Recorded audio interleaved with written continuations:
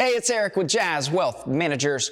A question I get a lot is, should I just be putting all of my money in my 401k?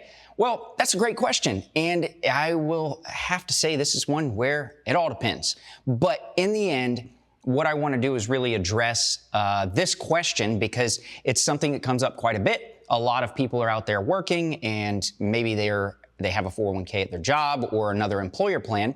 And we need to figure out the basics. So the first thing I want to talk about with this, because what I want to do is I want to show you a few things, talk about a few things, then I actually want to break it down in some planning software, which we use. It's called Nest Egg. If you watch FinTips, you've probably seen it. But first, let's go over to the handy dandy board and let's talk about this a bit. So if you've got a 401k at work, or let's just say any type of employer plan, the first thing that I will say is if any advisor tells you different, then run. But the first thing is, let's just say that you have a 3% match if you participate in your 401k. Well, then guess what? You have to do the 3%. Why? Because that's free money. Let's say you're making $100,000 a year. I mean, if they're going to give you $3,000 and you put away $3,000, well, guess what? You just made 100% return on your money. You just doubled your money right there. Whatever the case is, you got to take this right here. That's just baseline. But from there, should you start putting any extra money? Or what if your 401k company doesn't have a match? Well, a lot's going to depend on your specific scenario. But in the end, it is always nice to have a few different buckets of money. That's just something that we like to look at. I mean, that could help you long-term with tax strategies in retirement, where to pull from, when to pull from something. And also something that's really big and popular right now, and that is the FIRE movement, being financially independent, retiring early.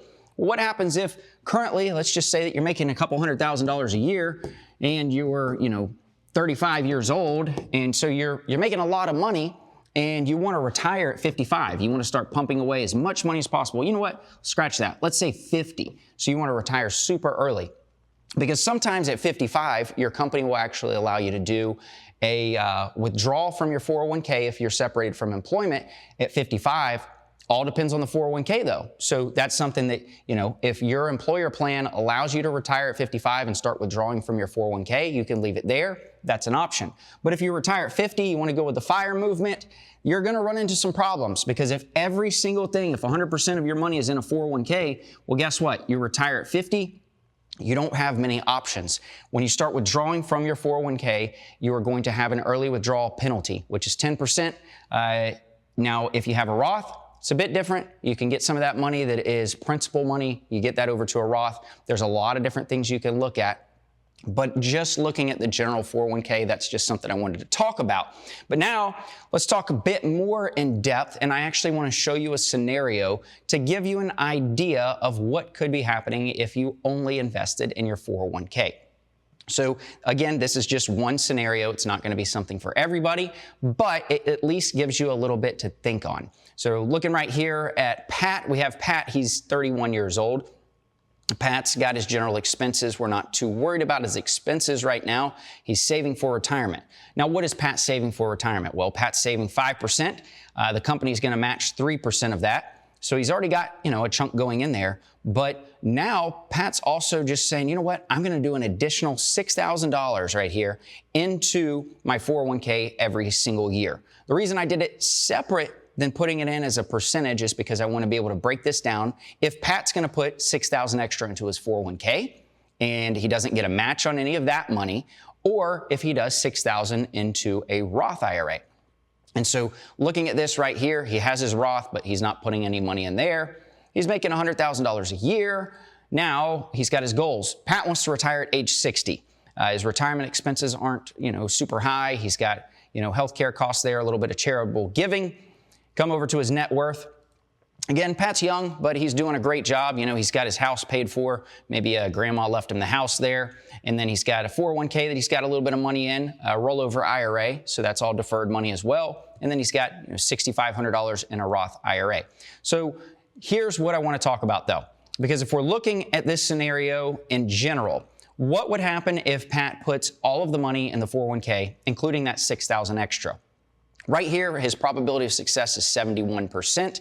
He'd have $407,338 projected at the end of this plan. So Pat's all right. I mean, he's in good shape. You know, for being as young as he is, he's already got a good number, potential number to retire at age 60. I mean, there's a lot that could change during this time, but just to give you an idea. Now, I know, before I even go into this, I get it. Pat, if he's putting the $6,000 in, he can have a tax deferred, contribution there. That's going to lower the amount that he is paying in taxes. He could potentially take that tax savings and invest that money. What ends up happening though is I have not hardly ever seen people that do that. And instead they take that extra tax savings and they increase their expenses. So you've really got to break this down and not try to sit here and look at it from all these different angles, because we could play the what if game with everything. But tell you, like my third grade teacher told me one time, she asked a question and somebody said, well, what if this? And she said, listen, we're not playing the what if game. So there we go. So I'll take that. Mrs. Casey was her name. She was one of my favorites. All right. So back to the screen. Not playing the what if game here. What we're going to look at is Pat's Roth IRA. So if Pat were to do the $6,000 in the Roth versus the 401k, you can see right here, his 401k, I don't know if you can read that specifically, but that's $0 there. Pat's Roth, he's putting $6,000. So we're going to flip this. Looking there, 79% probability of success. Proposed plan, $448,925. So just looking at all this, this increases his probability of success because he's not going to have the tax liabilities that he would have in retirement if everything was deferred. Also, potentially having a little bit more money long-term in retirement. You're avoiding some of the RMDs, a lot of different things. So what it's all going to boil down to is your situation, what you need. But this is a great idea and something that you should be thinking about. In general, I would always say that, you need to look at your scenario, but having all of your money stuck in a 401k and limiting you may not always be the best case. It's going to depend, but be sure to take that match whatever you do. Thanks for watching. If you want to watch more FinTips videos, click here. Be sure to like and subscribe also.